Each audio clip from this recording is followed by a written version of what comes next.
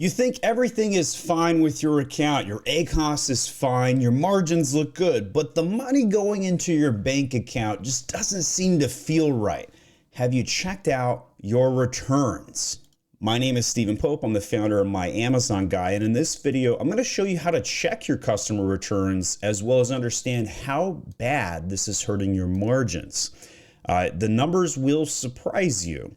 All right, so first thing you need to do is go to the Amazon Fulfillment Reports section. You can pick that up by going to the cursor in the top left, going into Reports, and go to Return Reports. Now, I'm looking at FBA customer returns specifically. You could look at FBM as well, dependingly. And then in here, I have 88 items that were returned in the last 30 days. In clicking on some of these orders to find out what went down, you can click on it. You can see, how much was purchased, all that good information. And then finally, if you go to the transaction detail report, which is a little convoluted to locate because the return report can't simply go over to that transaction breakdown. The way that I was able to figure this out is basically I started with FBA customer returns. I clicked on the order ID, which brought up this, but that really wasn't enough information about the return. So what I then did is I copy and pasted this order ID and I went over to payments. So to do that, you put your cursor on this, go to reports and go over to payments. Inside of payments, I went to transaction view, and under transaction view, I simply typed in the order ID and find a transaction. Hitting search, that brought up this screen. I'll move my camera to the top right here just so you can see all this detail. And right here, you get a pretty good idea of what happened. They ordered it on the 14th. It was released back on the 18th with a refund. $15 transaction. There was some tax, but I'll ignore that. And then here with the Amazon fees. So I was still a little bewildered and trying to understand, like, okay, cool. I see some dollar figures here, but what was the actual damage to me as a brand? So some of you may or may not know this, but when a customer does a refund, you are not reimbursed for the FBA shipping fee. You are, however, given back the referral fee. So 15%, which I believe that kind of looks like the $1.80 there on a $15 item, pretty close. But in any case, if you drill down even further, click on one of these dollar signs here, and I can't remember which one it was in, so let's click both. All right, that didn't help. Let's click into it. Here we go. And in here, you can see all the breakdown of fees. So here's where we started, $15, 90 cents for tax, $15.89. Marketplace withheld tax, 90, that adds up to the tax, so that's a wash. Referral fee on item, $2.25, so that was the 15% referral fee. And then right here, there is a refund administration fee for 45 cents. Changes back to the balance, negative $13.19. So right off the bat, we know that I lost 45 cents, but it's probably much more than that. If we click on the refund administration fee, it explains how they calculate that in here on the back end and basically, what they charge to restock an item. I'll be honest, I don't think most people know about this, but it exists. So there's a help file for that. I'll put that in the show notes. All right, so let's go click on the other one then and see what else we can ascertain. So there's this negative $6.21 on administration fees. So in here, we have a negative $3.96 on an FBA pick and pack fee, plus the $2.25 referral fee. So basically what I can tell is that at bare minimum, I'm not getting back that $4, and we're not going to get back that 45 cents on the administration fee.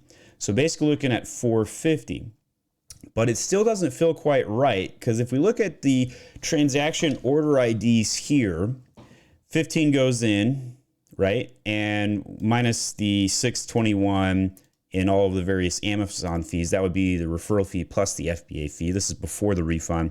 I net out $878. But when you look at this next line item for what came back out of the account, it was negative $13.19. So let's pull up the calculator and see if we can truly understand this. Basically what we're going to do is we're going to add 19 on a negative plus 8.78 on the positive. And that comes out to be 441. So does that add up to the two fees that we were concerned about? And I believe it does. So let's verify it. So let's go back. Here is the refund fee, administration fee for 45 cents. And here was the pick and pack fee for $3.96. So if we add $3.96 plus that refund fee of 45 cents, that comes out to the number we were just talking about. I typoed it 446 there, but there you go. So just under $4.50. So a refund cost me $4.50. Now this was a $15 item, a simple tumbler. I'll click on the actual live page so you can see it. Looks like this. Had a little fun with it. Parody type item there. And so when I first showed you some of the returns, let's see if we can find the right page, wherever those were. I had 88 returns in the last 30 days. Now, if we extrapolate, let's just assume for a moment that all of mine were right around that 442. Times that by 88, that's $388 just in estimated refunds losses on returns a month. Now, times that by 12, that's at least $4,600 a year that is basically full on waste. This doesn't even account for when the customer damages the item, and most people have the item programmed to go back into their FBA inventory. And you may want to disable that. And by the way to do that, in the top right of Seller Essentially, put your cursor on the gear icon there and go over to Fulfillment by Amazon. Inside here, there are relabel or liquidation for, let's see if we can find the specific one. So there's the labeling, inbound settings, automated unfulfillable, automated fulfillable inventory. So let's see if we can find the return one. Here's one of the settings. You're going to go to the automated unfulfillable settings. And in here, you can see when something is unsellable, what happens to it. So I've selected to refurbish, then liquidate, then return or dispose. And what refurbish means is they might rebox it, retape it, reglue it, staple crap back together, and then put it back in for sale. Now, I'm comfortable with that because most of my sales come on items that do okay with that. Obviously, if you're selling something medical or something along those lines that makes for a poor return, you're going to want to come in here and hit disable on that.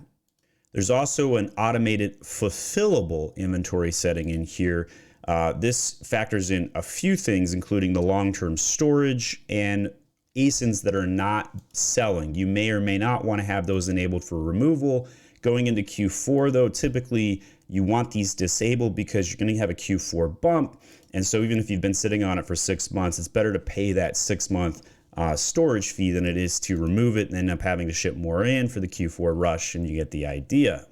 Going back to the report for returns, you can also see the customer return reason. Sometimes they refuse the item, sometimes they claim it's defective, it's usually not. And then sometimes they say customer damage when the disposition comes back. Here's what happens on the very far right, status, unit returned to inventory. So here the customer claims it was defective. They put the disposition as customer damage, and then Amazon's like, oh, unit returned to inventory, right? Now, if a consumer damages an item, Amazon will not pay you for that. Amazon will only refund you if the item was damaged by Amazon or lost by Amazon. So all of these units returned to inventory are kind of a wash, and they go back into your inventory and can be resold.